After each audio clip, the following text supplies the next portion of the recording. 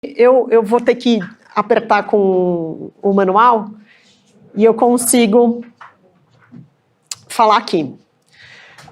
E vou pegar minha colinha também, porque esse é um talk completamente novo feito aqui para o nosso encontro. Ele não está plugando por causa do MacBook. Obrigada, professora.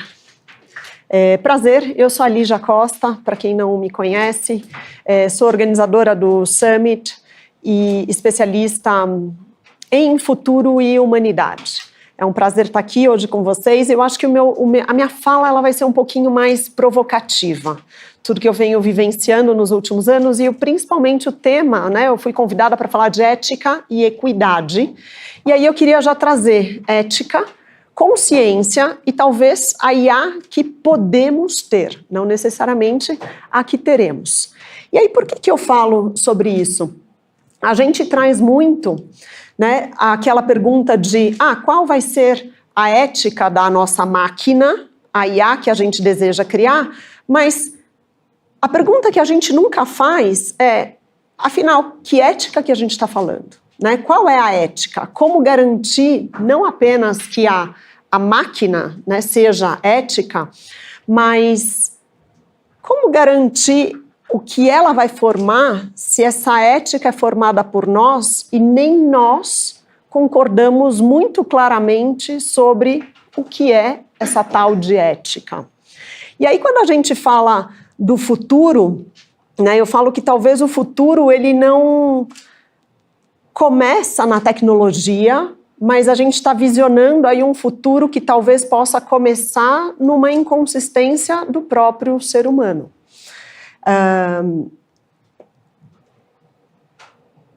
E aí, o que é, né, eu não sou uma filósofa, por isso que eu vou pegar aqui a minha cópia, o que é ética?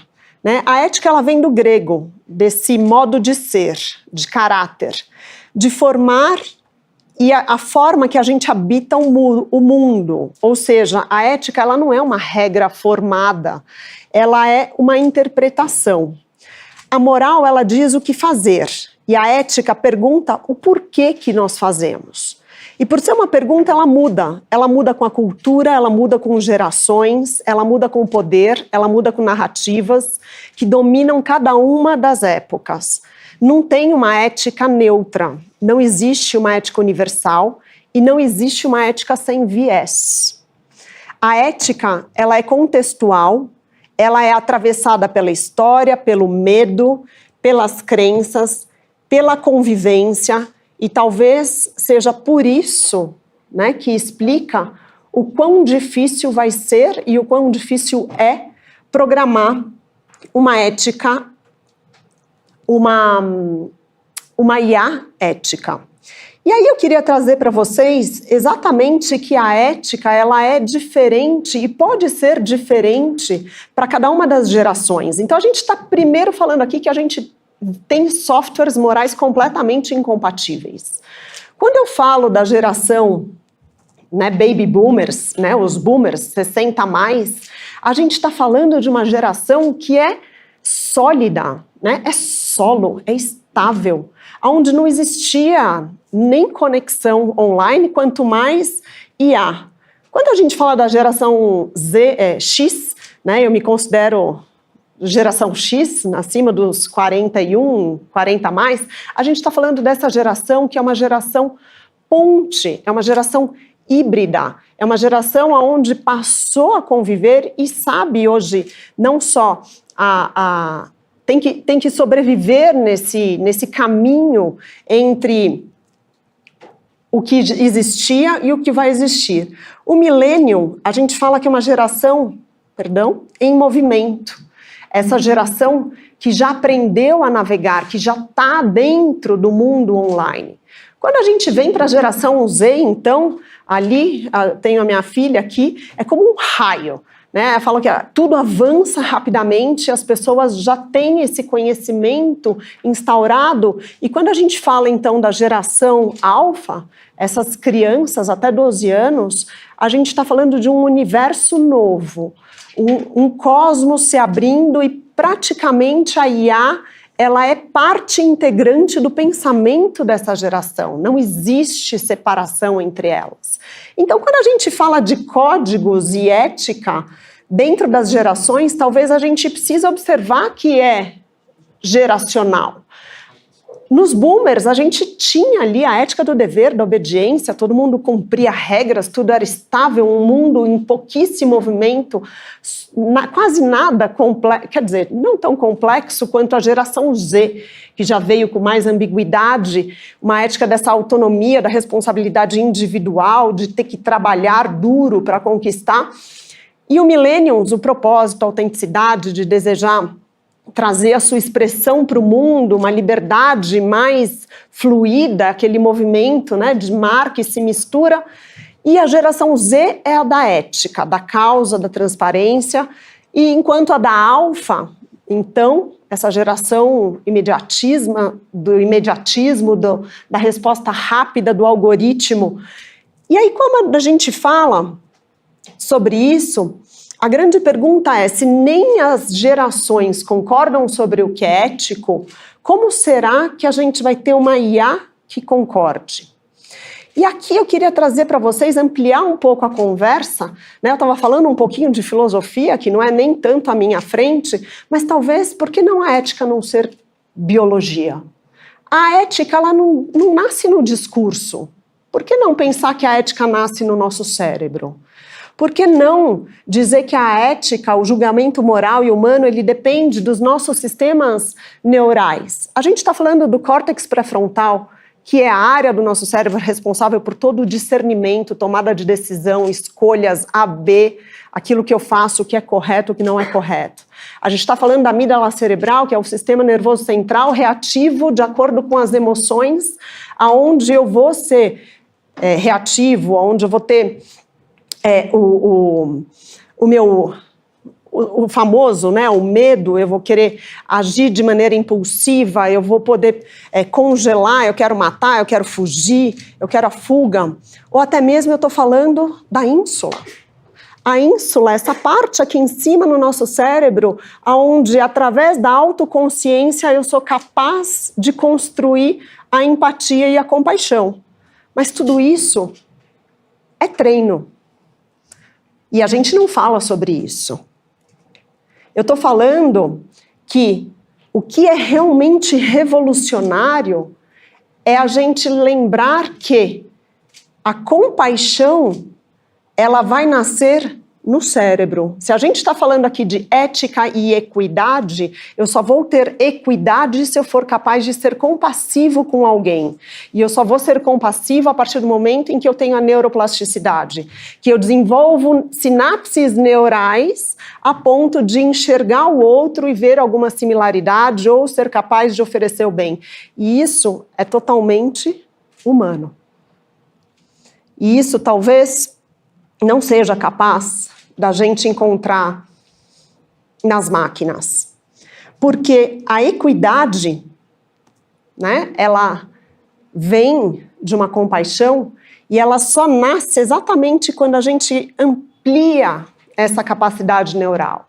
Quando eu amplio o sentir.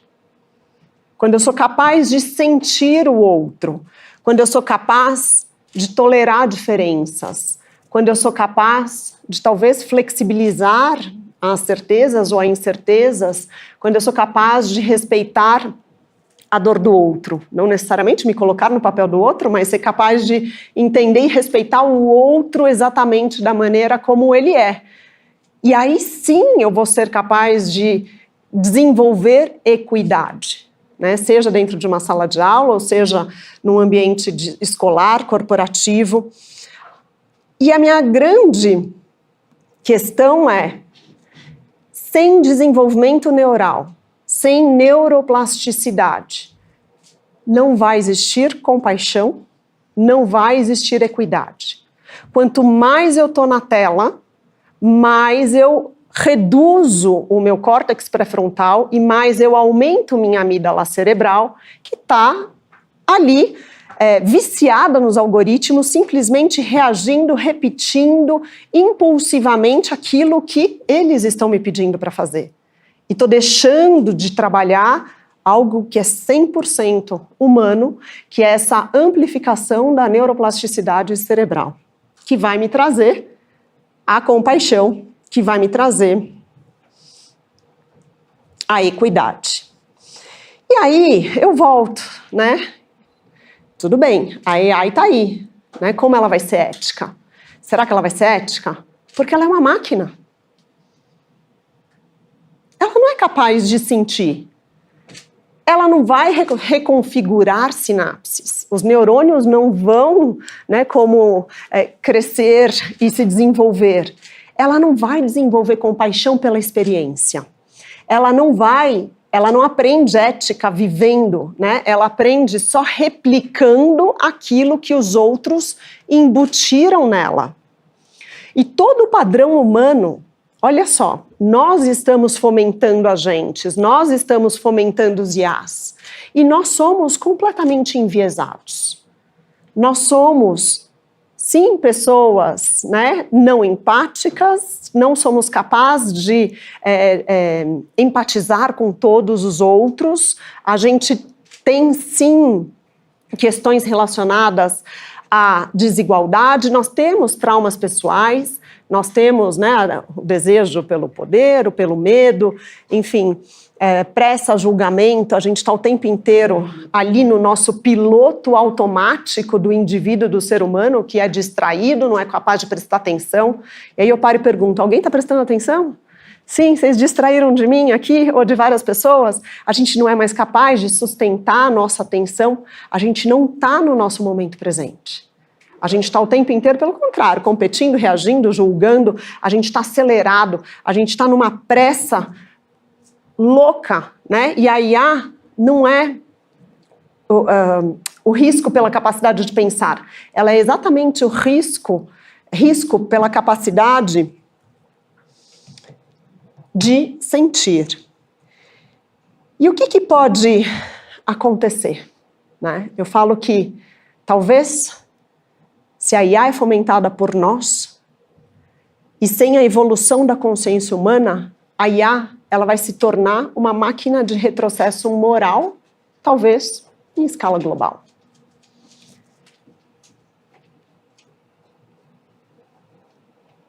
E o que eu trago aqui é o caminho que eu enxergo, né, como estudo e que eu venho trazendo e venho pesquisando, é que a ética que a gente precisa treinar e programar, ela é no ser humano, no indivíduo, em cada um de nós e não lá, onde a gente está querendo fazer e falar, mas não quer fazer por si só. Então, antes da gente programar a máquina, a gente precisa reprogramar as nossas próprias consciências. A gente precisa reprogramar cada um de nós. E não é simples, porque é um trabalho que a gente precisa, sim, desenvolver a compaixão, desenvolver esse treino mental e fazer esse desenvolvimento, né, esse hábito para uma nova habilidade cognitiva, que é treinada e é totalmente possível através da neuroplasticidade, através da meditação, através da gente ter visualizações criativas, através de práticas. A gente precisa fortalecer o córtex pré-frontal, sim, que só tem no ser humano, não tem numa máquina, e que está atrofiando porque não se usa mais.